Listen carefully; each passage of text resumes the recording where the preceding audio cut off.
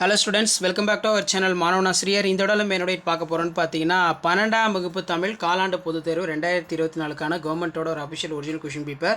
So கண்டிப்பாக இந்த question பேப்பரில் இருக்கிற கொஷினை நல்லா படிச்சுக்கோங்க. கண்டிப்பாக நீங்கள் எந்த டிஸ்ட்ரிக்டாக இருந்தாலும் சரி, இதிலிருந்து கோட்டையிலேக்கு தமிழ் எக்ஸாம் 12th தமிழ் எக்ஸாமுக்கு கொஷின்ஸ் எல்லாம் ரிப்பீட் ஆகும்.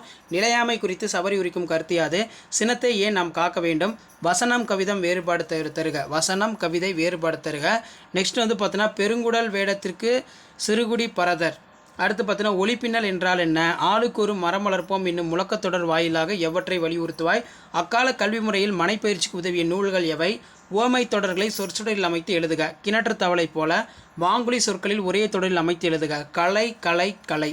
தொடரில் உள்ள பிழைகளை நீக்கி எழுதுக. எங்கள் ஊரில் நூலக கட்டிடம் கட்ட அரசு நிதி ஒதுக்கியது. ஐப்பசி அடைமலையில் ஊருணி நிறைந்தது.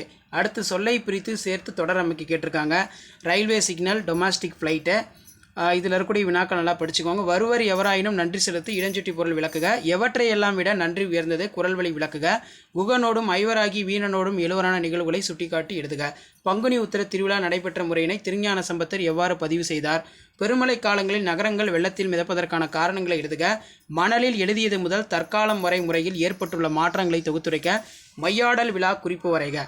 சென்னையில் பண்பாட்டு அடையாளங்களில் இன்றும் நிலைத்திருப்பனவற்றை குறிப்பிடுக. இது ரொம்ப முக்கியம், நல்லா படிச்சுக்கோங்க.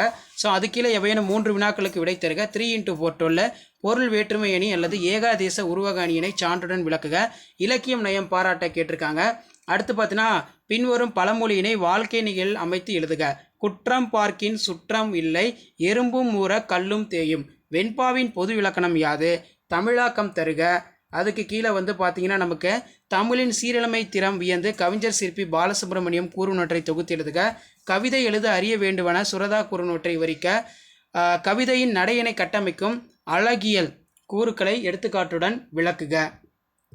ஸோ கண்டிப்பாக இந்த கொஷின் பேப்பரோட கொஷினால் நான் படிச்சுக்கோங்க. குடும்பம், தாய் வழி குடும்பம், தந்தை வழி குடும்பம், விரிந்த குடும்பம் இவற்றின் வாயிலாக மனித சமூகம் கட்டமைக்கப்படும் என்பதை நிறுவுக.